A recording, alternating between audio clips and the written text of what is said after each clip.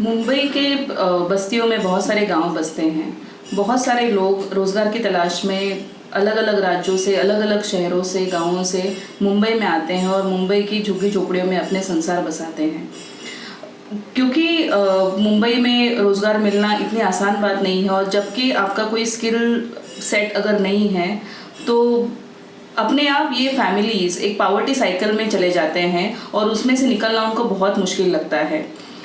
हमारे जैसे सामाजिक संस्थाएं गए 10 साल से अर्बन पावर्टी के बारे में बात कर रहे हैं, और अभी रिसेंटली हम लोग ये रियलाइज़ कर रहे हैं कि जो माइग्रेंट वुमेन है उनका अर्बन पावर्टी टैकल करने में एक बहुत बड़ा सहभाग हो सकता है।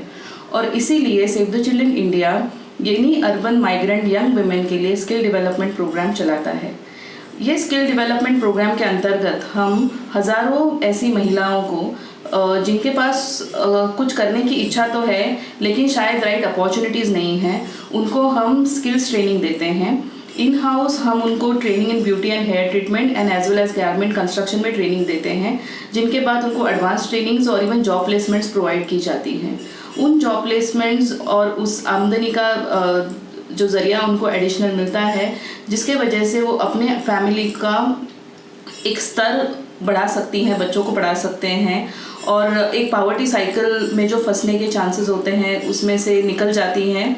इसका और भी एक बहुत बड़ा इम्पैक्ट है कि जो विमेन हमारे प्रोग्राम में ये प्रक्रिया से जुड़ जाती हैं उनके लाइफ में हमने बहुत बदलाव देखे हैं कि वो बहुत कॉन्फिडेंट है, बहुत एम्पावर्ड फील करती हैं, फैमिली और सोसाइटी डिसीजन मेकिंग में सहभाग लेती है, और इतना ही नहीं पर वो बाकी के अपनी जैसे विमेन को भी मदद करने का एक विमेन स्पिरिट दिखाती है।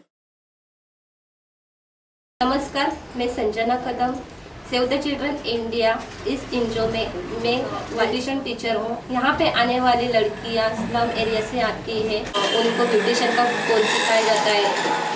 हमारे यहाँ पे सुपरवाइज़र आती है, वो सुपरवाइज़र मोबिलाइजेशन करते हैं, तभी अलग अलग एरिया से हमारे पास लड़की आती है। वो लड़कियों को पढ़ना लिखना नहीं आता है। हमारे यहाँ आने वाली लड़कियाँ घर के टेंशन में रहती है, तो हम लोग यहाँ पे उनके टेंशन दूर करने के लिए एक मेडिटेशन भी लिया जाता है। वो मेडिटेशन करके उनका ध्यान सब हमारे प्रोजेक्ट पे लगाया जाता है। हाय, मेरा नाम आशा कानेकर है। मैं सेव द चिल्ड्रन इंडिया के वार्डरूम सेंटर पे टेलरिंग टीचर हूँ। मैं यहाँ पे 1 साल से काम करती हूँ। यहाँ पे 3 मंथ्स के बैचेस होते हैं, गारमेंट कंस्ट्रक्शन लेवल 1 और लेवल 2, बेसिक और एडवांस। लेवल 1 में थ्योरी और प्रैक्टिकल सिखाया जाता है। थ्योरी में मशीन की जानकारी दी जाती है और प्रैक्टिकल में पेपर पैटर्न होता है। वो लड़कियाँ अपने खुद के मेजरमेंट्स लेती है, पेपर कटिंग करती है, उसके बाद कपड़ा कटिंग किया जाता है। कपड़ा कटिंग करने के बाद कैसे स्टिच किया जाता है यहाँ पे पूरा सिखाया जाता है। उसके साथ साथ ब्लाउज की कटिंग रहती है, ड्रेस की कटिंग रहती है, एक दूसरे के मेजरमेंट्स कैसे लेते हैं और कपड़ा कैसे कटिंग करते हैं वो यहाँ पे सिखाया जाता है। जिन लड़कियों की फिनिशिंग अच्छी है या जिनको आगे फैशन डिज़ाइनिंग करना है, उन लड़कियों को हम LND के माध्यम से इंडियन फैशन अकेडमी में उन लड़कियों को भेजते हैं और उन लड़कियों को वहाँ पे प्लेसमेंट मिलता है।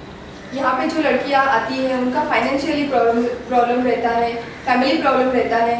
यहाँ पे वो लड़कियाँ सीख के जाती है, अपने पैरों पे खड़ा रहती है, उसके बाद हम लोग को मिलने के लिए आती है, तो हमें प्राउड फील रहता है। पर ये पूरा श्रेय मेरे अकेले का नहीं है, सेव द चिल्ड्रन इंडिया को पूरा ये श्रेय जाता है।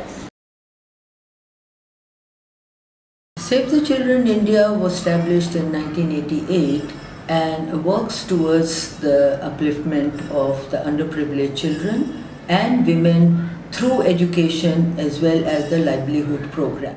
I would like to use this platform to thank Larsen and Toubro, who have been with us since the year 2008 and have given their unflinching support in running our centers, giving trainings as well as looking to it that there is proper monitoring and evaluation, and that the trainings that we are giving are done by professional institutions, so that the people, the girls who are coming to our center are not just doing a vocational training, but they are doing a meaningful vocational training. And we really value the support of L&T, because without their support, I don't think we would have reached anywhere, and we would not have been able to create an impact that we have created only thanks to L&T, and on behalf of our beneficiaries, staff and our trustees, I'd like to thank profusely L&T for being our constant support